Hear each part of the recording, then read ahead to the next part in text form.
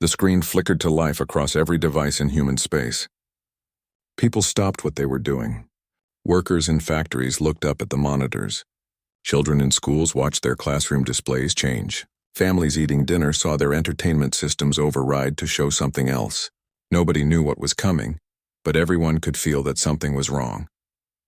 Commander Alan Brooks was on the bridge of his ship, the Earth defense vessel Retribution, when the broadcast started. He had been reviewing supply reports, boring paperwork that every military officer had to deal with. The warning alarm made him look up. His communications officer turned to him with a confused expression. "Sir, we're receiving an unauthorized transmission. It's coming from outside our space, but it's overriding all our systems. I can't shut it off." Alan felt his stomach tighten. In 300 years since humans had joined the galactic community, nothing like this had ever happened. The major powers respected communication protocols. They didn't force broadcasts onto other species without permission. The image that appeared on the main screen made his blood run cold. It showed a small room with metal walls and bright lights. In the center of the room, kneeling on the floor, was a human child. She couldn't have been more than 7 years old. Her blonde hair was messy and tangled. Her face was wet with tears. She wore a simple blue dress that was torn and dirty. Alan recognized her immediately. Katie Morrison. Her face had been all over the news 3 weeks ago, when the mining colony on Reach 7 went silent. The colony had 60 people living there, including Katie and her parents. They were teachers at the small school the colonists had built. Search and rescue teams had found the colony abandoned. No bodies, no signs of struggle. Just empty buildings and unanswered questions. Now they had their answer. Standing around the little girl were tall alien figures. Vexors. They looked like giant lizards walking on 2 legs. Their scales were dark green and reflected the harsh lights. They had long tails and clawed hands. Their eyes were yellow and cold. 6 of them surrounded Katie, their weapons pointed at her small form. A 7th Vexor stepped into view. This one wore ornate armor decorated with symbols of rank. Alan had dealt with Vexors before at diplomatic functions. They were an aggressive species, always claiming more territory, always pushing against their neighbors. But they had never directly attacked humans. The galactic treaties prevented that, or so everyone had thought. The Vexor in the fancy armor spoke. His voice came through clear and perfect in English. The aliens had translation technology that worked instantly. "I am Ambassador Vexor of the Vexor Empire. I speak now to the humans who think they can ignore our rightful claims. 3 months ago, your species established a colony on a world that belongs to us. We told your diplomats to remove your people. They refused. They said the world was in unclaimed space. They were wrong." Katie sobbed quietly. She was trying to be brave, but she was just a child. She didn't understand politics or territory disputes. She just wanted her parents. She wanted to go home. Alan's hands gripped the edge of his console so hard his knuckles turned white. Around him, his bridge crew sat frozen, unable to look away from the screen. Nobody spoke. Nobody even breathed. Vexor continued his speech. "The Galactic Council moves too slowly. They debate and discuss while you humans spread like insects across space. We have decided to solve this problem ourselves. Let this be a lesson to your species. When the Vexor Empire makes a demand, you will obey. The price for defiance is this." The ambassador raised his clawed hand. He made a simple gesture. One of the guards stepped forward, raising his weapon. Katie looked up at the alien, her eyes wide with fear. She opened her mouth, maybe to beg, maybe to scream. Alan would never forget the sound she made. It was pure terror. The cry of a child who knew something terrible was about to happen and couldn't stop it. The sound echoed across billions of human homes and workplaces and schools. Mothers covered their children's eyes too late. Fathers shouted at screens that wouldn't turn off. Teachers tried to shield their students from what came next. The weapon fired. The broadcast didn't cut away. It showed everything. Katie's small body fell to the metal floor. The Vexor guards stood over her, making sure their message was clear. This wasn't an accident. This wasn't a tragedy of war. This was an execution, carried out in front of the entire human race. Ambassador Vexor looked directly at the camera. "This is what happens to those who defy the Vexor Empire. Remove your illegal colonies within 30 days or more of your children will pay the price. We have sent this message to your Galactic Council representatives. We have followed proper procedures. The blame for this death rests with your stubborn leaders, not with us. The broadcast ended. Screens across human space returned to their normal programming. But nobody was watching anymore. Billions of people sat in stunned silence. Some cried. Some raged. Some simply stared at blank walls, trying to process what they had just witnessed. On the bridge of the Retribution, Alan's communications officer broke the silence. Her voice shook as she spoke. "Sir, we're receiving emergency calls from Earth Command. All military vessels are being recalled to Sol system. They're issuing a Priority 1 alert." Alan nodded slowly. He couldn't take his eyes off the screen even though it was blank now. Katie's face was burned into his memory. Her terror, her death. All of it broadcast like some sick entertainment. "Set course for Earth," he said quietly. "Maximum speed." The ship's engines hummed to life, pushing them toward home. But Alan knew that home would never be the same. The galaxy had just made a terrible mistake. They had shown humanity what happened when you trusted in laws and councils and diplomatic procedures. They had shown humans that their children could be taken and killed, and the response would be a stern letter and a council debate.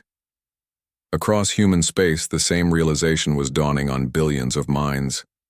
The species that had crawled out of Earth's gravity well, that had survived ice ages and plagues and countless wars among themselves, was remembering something important. They were remembering that before they became explorers and diplomats, before they became traders and teachers, they had been something else. They had been survivors, fighters, apex predators on a world that tried to kill them in 1,000 different ways. For 3 centuries, they had buried those instincts. They had played nice with the galactic community. They had followed the rules. Katie Morrison's death changed everything. The rules had failed. Diplomacy had failed. Peace had failed to protect a 7-year-old girl from monsters. President Helen Carter appeared on every screen 2 hours after the broadcast. She sat at her desk in the Oval Office, her hands folded in front of her. She looked tired and old, even though she was only 50. The weight of what she was about to say showed on her face. "My fellow humans," she began, and her voice cracked slightly before she steadied it. "You all saw what I saw. You all witnessed the murder of Katie Morrison, daughter of Greg and Susan Morrison, a first-grade student who loved to draw pictures of stars and dreamed of becoming a scientist." She paused, gathering herself. When she spoke again, her voice was harder, colder than anyone had ever heard from her. "The Vexor Empire has declared that this is the price of our defiance. They think they can terrorize us into abandoning our colonies. They think we will beg the Galactic Council for justice. They think we will follow proper procedures while they murder our children."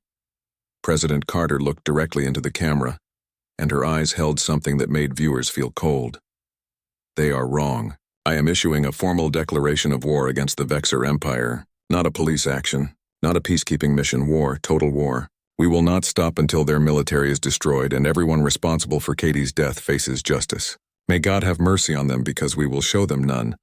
The broadcast ended, and across human space, warships that had been hidden for decades began to move. The Vexor Empire stretched across 17 star systems, each one taken by force from weaker species. Their military controlled thousands of warships, all of them built for combat. They had been expanding their territory for 300 years, crushing anyone who stood in their way. No one had successfully fought them in over a century. Fleet Admiral Chris Bennett stood in the command center of the Vengeance, studying the holographic display that showed the positions of every human ship. 300 vessels hung in space around him, all waiting for his order to jump into Vexor territory. The target was System K17, one of the outer Vexor holdings. Intelligence reports said it had 60 warships guarding a major shipyard and mining operation. It was an important facility, but not so important that the Vexors would expect an attack there. They would assume humans would go after softer targets first, or try to negotiate. They didn't understand that humanity was done negotiating. Commander Lisa Yang worked at her station, coordinating with the other ships in the fleet. "All vessels report ready, Admiral. Jump drives are charged and locked on target coordinates." Chris took one last look at the tactical display, 300 human ships against 60 Vexor vessels. On paper, it should be an easy victory. But the Vexors had more combat experience. They had been fighting wars while humanity was still trying to figure out how to work with the other galactic species. "Open a fleet-wide channel," Chris ordered. The communications officer nodded. A light turned green, indicating every ship could hear him. This is Admiral Bennett to all human forces. In a few minutes, we're going to do something that humanity hasn't done in 300 years. We're going to attack another species without warning, without negotiation, without giving them a chance to surrender first. Some of you might feel bad about that. Don't. They killed Katie Morrison and broadcast it to traumatize us. They wanted us to be afraid. Instead, they're going to learn to fear us. For Katie. For every human who believed the galaxy would keep us safe. Make this count. He signaled the communications officer to close the channel. All ships jump on my mark. 3, 2, 1 mark. Space twisted around the human fleet. The jump drives activated, punching holes through reality and carrying the ships across dozens of light years in an instant. When they emerged, they were at the edge of System K17. Alarms immediately started blaring on the Vexor ships. Their sensors detected the arrival of hundreds of unknown vessels. The garrison commander tried to get his ships organized, ordering them into defensive formations. He never got the chance to finish giving orders. The human fleet accelerated toward the Vexor ships at maximum speed. The Vexors expected standard galactic warfare, the kind they were used to. Long-range beam weapons, slow exchanges of fire, battles that lasted hours with both sides maneuvering carefully. Instead, the human ships charged straight at them like ancient cavalry. The Vexors fired their energy beams, but human shields deflected most of the shots. A few ships took damage, but they kept coming. At point-blank range, the human vessels unleashed weapons the galaxy hadn't seen in thousands of years. Nuclear missiles streaked across the space between ships. Railguns fired metal rods at incredible speeds, punching through Vexor hulls like paper. Plasma cannons turned sections of enemy vessels into vapor. The Vexor garrison commander tried to understand what was happening. His ships were dying. The weapons hitting them were primitive, the kind of things violent species used before they learned better. But they were also terribly effective. He opened a communication channel to the human fleet, ready to offer surrender. Standard galactic law said you had to accept surrender when offered. His message went unanswered. The human ships kept firing. In 8 minutes, 60 Vexor warships were gone. Some exploded completely. Others broke apart into tumbling pieces of wreckage. A few were simply cut in half by railgun fire. Not a single human vessel was destroyed. A few had damage that could be repaired, but that was all. Chris watched the tactical display clear of enemy signals. Status report. All targets destroyed, Admiral, Lisa said. Her voice was steady, but Chris could hear the shock underneath. She had known the plan, but seeing it happen was different. We have 0 casualties. Minor damage to 7 ships. The Vexors never managed to land a significant hit. They weren't ready for us, Chris said. They thought they knew how humans fight. They were wrong. Commander, target the shipyards. The fleet turned its attention to the massive orbital facilities where the Vexors built their warships. Missiles launched in waves, each one finding a target. The stations tried to activate their defensive systems, but they were designed to stop energy weapons, not physical projectiles moving at relativistic speeds. The shipyards came apart in silent explosions. Decades of construction work vanished in minutes. The mining stations were next, their fusion reactors overloading as human weapons found critical systems. When it was over, System K17 was effectively dead. No military presence, no industrial capacity, just wreckage and a few surviving civilian stations that the humans had carefully avoided hitting. Chris pulled up the communication system. Send the package to Vexora Prime. Across every Vexor communication network, from personal devices to military channels to government broadcasts, a message appeared. It couldn't be blocked or shut off. Every Vexor in the Empire watched as footage of the battle played. 60 warships destroyed in 8 minutes. The mighty Vexor military defeated without landing a single effective hit. Then President Carter's face appeared. This is only the beginning. You wanted to show us the price of defiance. Now we show you the price of murdering our children. We are coming for your military, your leadership, and everyone who authorized Katie Morrison's execution. You have 72 hours to evacuate civilians from all military installations. After that, we will not be responsible for collateral damage. The message ended. Across the Vexor Empire, panic spread. The military scrambled to respond. Politicians argued about what to do. Civilians started fleeing from military bases and government facilities. The high command of the Vexor Empire met in emergency session.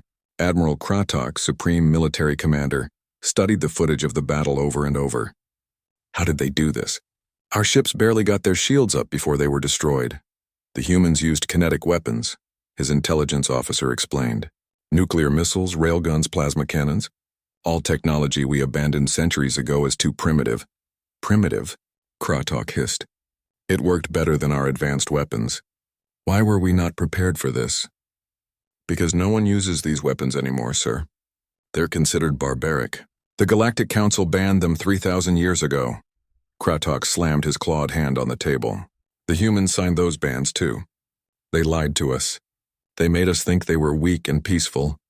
They are peaceful, the intelligence officer said quietly, until you give them a reason not to be. Our intelligence files on human history are full of warnings. They fought wars on their own planet for thousands of years.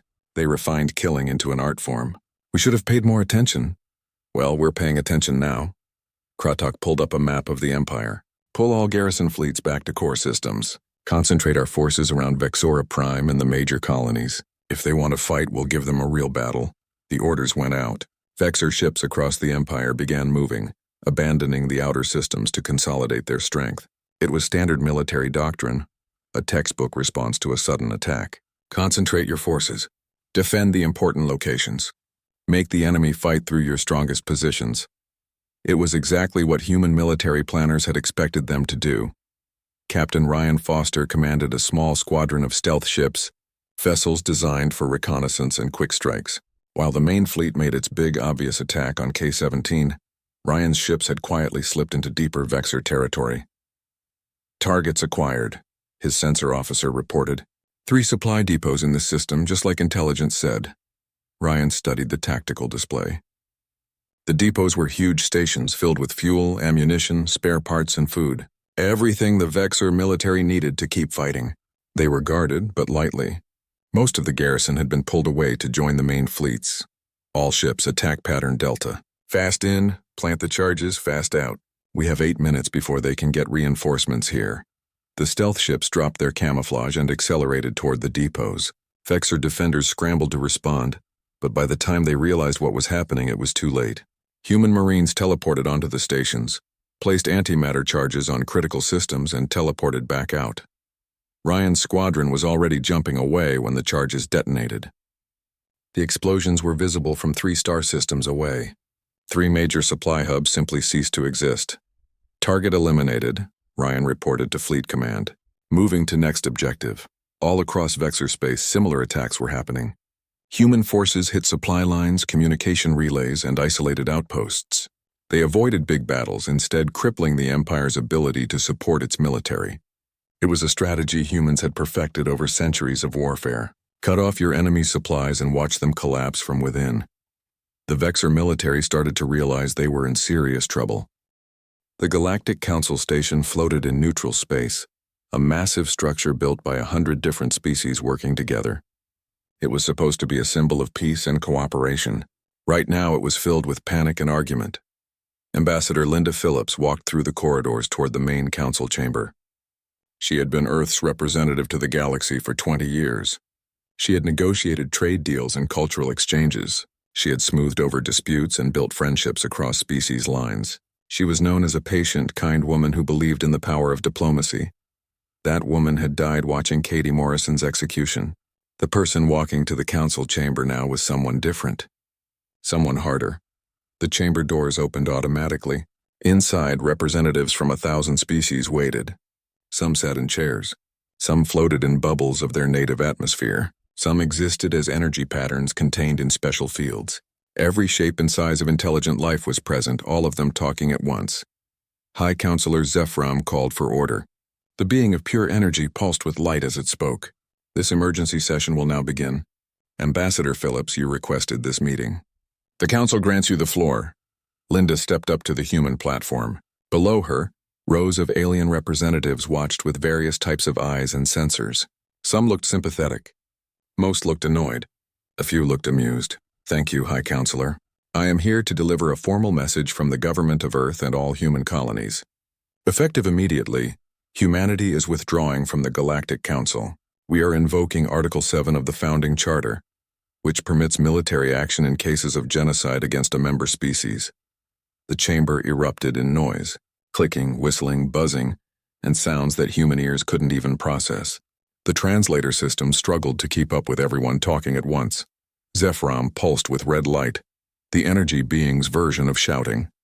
"Order, we will have order." When the noise died down, the counselor focused on Linda. "Ambassador, this is a severe overreaction. The death of one individual, while tragic, does not constitute genocide. The proper response is to file a complaint and allow us to investigate." Linda smiled, but there was no warmth in it. "One child murdered on camera. 60 colonists missing, probably dead. And your response is to investigate? How long will that take? Months? Years? And what will you do when you finally finish? Issue a formal disapproval? Find them some credits?" A representative from the Thyler species, peaceful plant-based beings, spoke up. Their voice was gentle through the translator. "Ambassador Phillips, please. War helps no one. More death will not bring the child back. Let us work together to find a peaceful solution." "You're right," Linda said. "War helps no one. That's why the Vexors shouldn't have started one. But since they did, we're going to finish it." Ambassador Vexor stood from his platform. The massive lizard-like alien looked down at Linda with contempt. "The human makes threats she cannot back up. The Vexor Empire has conquered 40 star systems. We command fleets that have crushed species far stronger than humanity. If you wish to throw your lives away in a futile gesture, we welcome the opportunity to demonstrate our superiority." Linda turned to face him directly. "Is that what you think this is? A gesture? You broadcast the murder of a child to millions of humans. You wanted to show us that we're weak, that we should fear you. You made one mistake, Ambassador." "And what is that, human?" Vexor hissed. "You showed us your face. We know who did this. We know who to hold responsible, and we're coming for you specifically."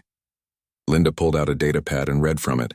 "Ambassador Vexor, you are hereby charged with crimes against humanity, including the murder of Katie Morrison and conspiracy to commit genocide. When this war is over, you will stand trial." "That's a promise." Vexor laughed, a harsh rattling sound. "You would have to defeat our entire empire to capture me.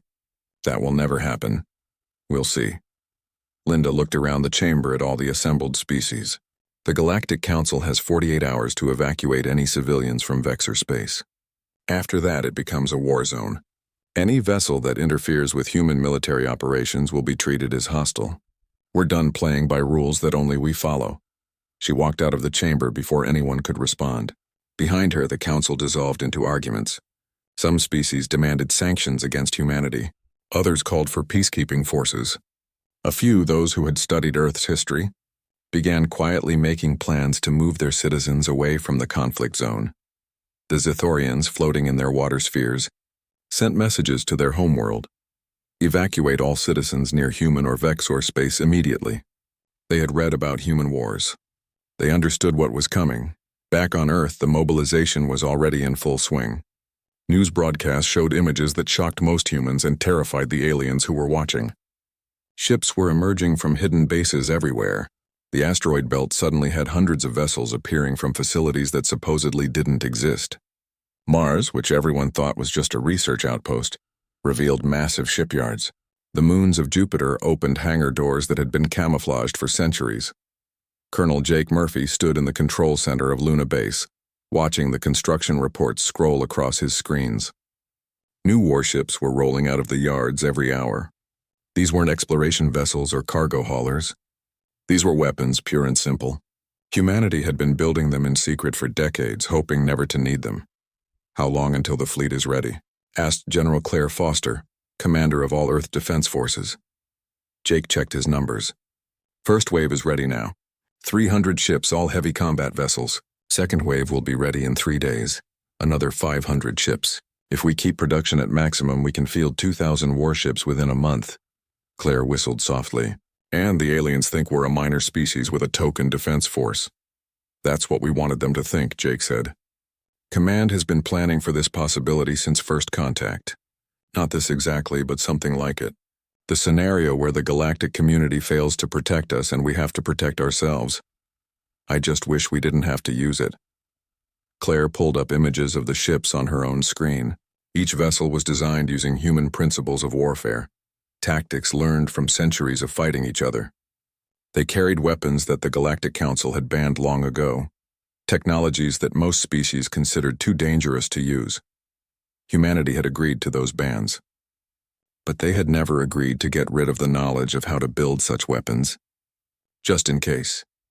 The ships had names that would have meant nothing to the aliens but carried weight for humans. The Vengeance, the Retribution, the Fury, the Reckoning. Each name was a promise and a threat. Fleet Admiral Chris Bennett reviewed his orders aboard the Vengeance, the largest warship humanity had ever built. The dreadnought was 3 kilometers long and carried enough firepower to crack a planet's crust. It had been built inside a hollowed-out asteroid over the course of 50 years. Nobody in the galaxy knew it existed. His second-in-command, Commander Lisa Yang, entered the bridge with a data pad. "Final crew reports, Admiral. All stations fully manned and ready. Weapon systems are charged. Engines are hot. We can depart within the hour," Chris nodded. He was an older man, 65 years old, with gray hair and tired eyes. He had joined the military hoping never to see combat. He had believed that humanity's fighting days were behind them. He had been wrong. "What's the status of the rest of the fleet?" he asked. 299 ships ready to move with us. Another 100 will join us at the rally point. Intelligence reports that the Vexor Empire has garrison fleets in all 17 of their systems, with their main battle fleet guarding their homeworld. Chris studied the tactical map showing Vexor space. 17 star systems, thousands of ships, trillions of civilians. It was an empire built on conquest and fear, held together by military might. "We're not here to conquer them," he said quietly. "We're here to break their military and capture their leadership. Make sure every ship commander understands that. We target military vessels, military installations, and government facilities only. Any commander who fires on civilians will answer to me personally." Lisa nodded. "Understood, sir. The fleet knows this isn't about revenge. It's about justice, is it?" Chris looked at Katie Morrison's picture on his desk. "Sometimes I'm not sure there's a difference." Across Earth's solar system, similar conversations were happening on hundreds of ships. Crews that had trained for this possibility, their entire careers were finally putting that training to use. Engineers checked weapon systems one last time. Pilots ran flight simulations. Marines loaded their gear and prepared for boarding actions. And on Earth, families said goodbye to their loved ones, knowing that some of them wouldn't come home. They understood why this was necessary, but that didn't make it easier. President Carter addressed the planet one more time before the fleet departed. "To those who are leaving to fight, know that you carry the hopes of all humanity with you. You are not going out there as conquerors, you are going as defenders. You are making sure that what happened to Katie can never happen again. Come home safe." The transmission ended. The fleet began to move. The Galactic Council watched the war spread across Vexor space like wildfire. Every day brought new reports of human victories. Systems fell. Fleets were destroyed. The mighty Vexor Empire, which had seemed unstoppable for centuries, was being torn apart in weeks. Species across the galaxy reacted in different ways. Some were horrified by the violence. Others were quietly pleased to see the Vexors getting what many felt they deserved. A few were terrified, realizing that humanity was far more dangerous than anyone had suspected. High Counselor Zephyram called another emergency session, the energy being pulsed with agitated colors as representatives argued about what to do. "We must intervene," declared the Thylar representative. "This war violates every principle the Council stands for. We should send peacekeeping forces to stop the fighting." A delegate from the Kryn species, a race of insect-like beings, clicked their mandibles in disagreement. "And who will volunteer their ships for this peacekeeping? The humans have demonstrated military capabilities we never suspected. Any species that stands between them and their goal will be treated as an enemy. I, for one, do not wish to test their patience." Ambassador Vexor stood, his posture rigid with barely controlled rage. "The Council must act. The humans are violating every treaty, every law of civilized warfare. They refuse to accept surrender. They strike without warning. They use banned weapons. This is barbarism." Zephyram pulsed with red light. "Ambassador Vexor, need I remind you that this war started because your empire executed a child on live broadcast? The Council received multiple warnings from human diplomats about your territorial claims. You chose to escalate with violence. We followed proper procedures," Vexor hissed. "We filed our territorial claims. We gave warnings. The human colony was illegal." "The colony was in unclaimed space," another delegate pointed out. "Your claim was filed 3 months after they arrived, a clear attempt to force them out through bureaucratic means." The argument continued for hours, but resulted in nothing. The council couldn't agree on any action. Some species wanted to sanction humanity, others refused. A few quietly began preparing their own militaries, realizing that the galactic balance of power had fundamentally shifted. Meanwhile, the war continued. Admiral Chris Bennett stood on the bridge of the Vengeance, reviewing intelligence reports from the front lines. The main Vexor battle fleet had finally been located. Over 2,000 warships gathered in a defensive formation around Vexora Prime itself. It was everything the Empire had left. All their remaining strength concentrated in one place. They think numbers will save them, Commander Lisa Yang observed. They're thinking like they always have, Chris replied. Overwhelming force, intimidation through size. It's worked for them before. But not against us. No, not against us. Chris pulled up the tactical display showing their own forces. 800 human warships had gathered for the assault. On paper, the Vexors had more than twice as many ships. But paper didn't account for training, tactics, or the simple fact that human crews were fighting for something the Vexors couldn't understand. Captain Ryan Foster and his stealth squadron had spent the last week preparing the battlefield. They had placed sensor buoys throughout the system, giving human forces perfect intelligence on Vexor positions. They had planted mines in key locations. They had even managed to hack into the Vexor communication network, letting them listen to enemy orders in real time. Fleet is ready to jump on your order, Admiral, Lisa reported. Chris took a deep breath. This was it, the final major battle of the war. After this, the Vexor Empire would be finished as a military power. All ships execute jump. Let's end this. Space twisted as 800 human vessels appeared at the edge of the Vexora system. Alarms blared across the Vexor fleet. Admiral Kratok, commanding from his flagship, immediately began issuing orders. All ships to defensive formation Alpha. Target the human vessels as they approach. Fire at maximum range. The Vexor fleet opened fire with their energy weapons. Beams of concentrated energy reached across space toward the human ships. Some hits landed, shields flared and absorbed the damage. A few human vessels took serious hits, but they kept coming. Kratok watched his displays, waiting to see how the humans would respond. Would they charge in like they had at K17? Would they try some trick? What he saw confused him.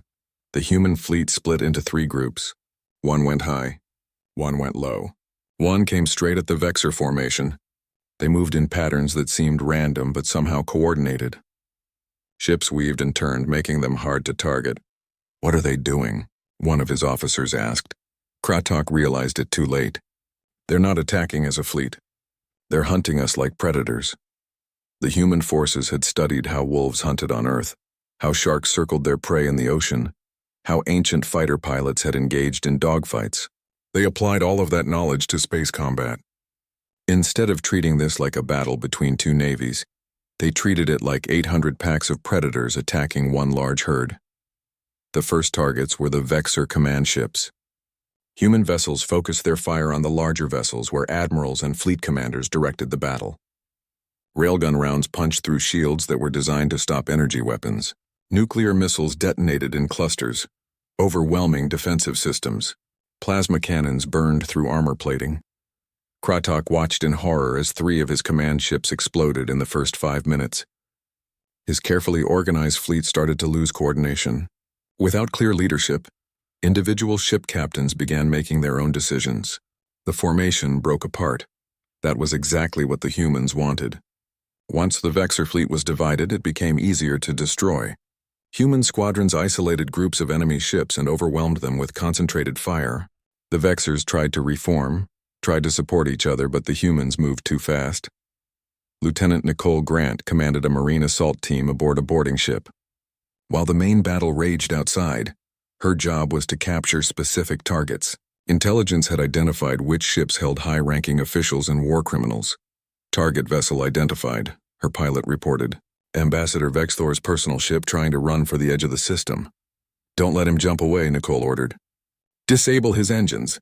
Her ship accelerated, catching up to the fleeing Vexor vessel. A precisely aimed railgun shot disabled the ship's main drive. It tumbled in space, unable to escape. Prepare for boarding, Nicole told her team. Remember, we want prisoners, not bodies. Stun weapons only unless they shoot first. The Marines teleported directly onto the Vexor ship. They moved through the corridors, stunning any crew members who resisted. Most didn't. They had seen what happened to Vexor military forces that fought humans. Surrender meant staying alive. Ambassador Vexor tried to run when he saw the human Marines coming. He made it 3 steps before a stun blast dropped him to the floor. Nicole stood over the unconscious alien, feeling a grim satisfaction. "Prisoner secured," she reported. "1 war criminal down. Let's find the rest. The battle lasted 6 hours. When it was over, the Vexor Grand Fleet was gone. 2,000 warships reduced to floating debris and escape pods.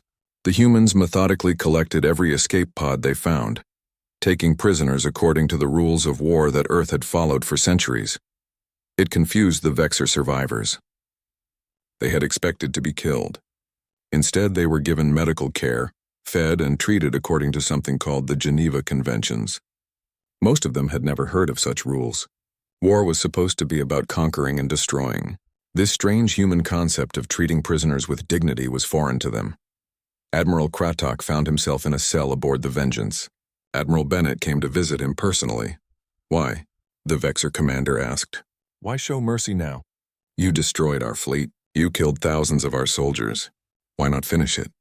Chris sat down across from him. "Because we're not like you. We didn't start this war for conquest or glory. We started it for justice. We destroyed your military so you can never threaten anyone again. But we're not murderers. We don't kill prisoners. We don't execute civilians. Even after what we did to your child, especially after that." Chris leaned forward. "You wanted to show us that you were strong and we were weak. You wanted to terrorize us. Instead, you showed us that we needed to be strong enough that no one would ever try that again. Mission accomplished. Now you and everyone else responsible will stand trial. You'll face justice in a court of law, not an execution squad." Kratok was silent for a long moment. Finally, he spoke quietly. "We underestimated you. All of us did. Yes, you did. Maybe the galaxy will remember that." With the main fleet destroyed, the war was effectively over. Scattered Vexor forces throughout the Empire began surrendering. Some tried to fight on, but without support or supplies, they were quickly defeated. The human fleet moved through system after system, accepting surrenders and taking control of military facilities. President Carter addressed the galaxy from Earth. "The Vexor Empire's military has been defeated. Their leadership is in custody and will stand trial for war crimes. To the Vexor civilians, we have no quarrel with you. Your government started this war, not you. We will work with you to establish a new government, one that respects the rights of all species." Vexora Prime hung in space like a green jewel homeworld to 8 billion Vexor civilians. The human fleet surrounded it, weapons ready but not firing. Every species in the galaxy was watching, waiting to see what humanity would do. Would they take revenge? Would they bombard the planet from orbit? Would they become the monsters they had fought against? President Helen Carter sat in the Oval Office, preparing for the most important speech of her life. Behind her, screens showed images of Katie Morrison, the smiling school photo that had been taken just weeks before her death. The president had that picture on her desk throughout the entire war. Now, as she prepared to announce the war's end, she looked at it one more time. "My fellow humans and all species listening across the galaxy," she began. 3 weeks ago, we declared war on the Vexor Empire for the murder of Katie Morrison. Today, that war is over. The Vexor military has been defeated. Their leadership is in custody. Justice will be served." She paused, choosing her next words carefully. "But justice is not the same as revenge. We did not fight this war to conquer territory or to prove we're stronger than other species. We fought to show the galaxy that there are consequences for evil, that you cannot murder children and expect no response." The camera zoomed in slightly as her voice grew harder. "The Vexor Empire is dissolved. Their military will be dismantled. Their leadership will stand trial. But we will not harm civilians. We will not bomb cities or enslave populations. We will not become what we destroyed. The Vexor people will be free to choose their own government, to rebuild their society, to live in peace as long as they respect the rights of others." Around Earth, humans watched the broadcast with mixed feelings. Some were satisfied. Others wanted more punishment for the Vexors. But most understood what the president was saying. They had won the war without losing their humanity. That mattered more than revenge. On Vexora Prime, human Marines landed at the Imperial Palace. Lieutenant Nicole Grant led her squad through the massive building, following directions from Vexor civilians who had secretly contacted human forces. Not all Vexors had supported their government's actions. Many had been horrified by Katie's execution. "The council chamber is through those doors," their guide said. "A young Vexor female who worked as a palace secretary." "They're trying to destroy evidence." Nicole signaled her team forward. They breached the doors with practiced efficiency. Inside, the Imperial Council was frantically deleting files and burning documents. They looked up in shock as human soldiers poured into the room. "Everyone on the ground now," Nicole shouted. Most of the council members dropped immediately, terrified by the humans who had destroyed their military so easily. One tried to reach for a weapon. A stun blast dropped him before he could grab it. Ambassador Vexor tried to run for a back exit. He made it 3 steps before Nicole personally stunned him. "Target secured," she reported to command.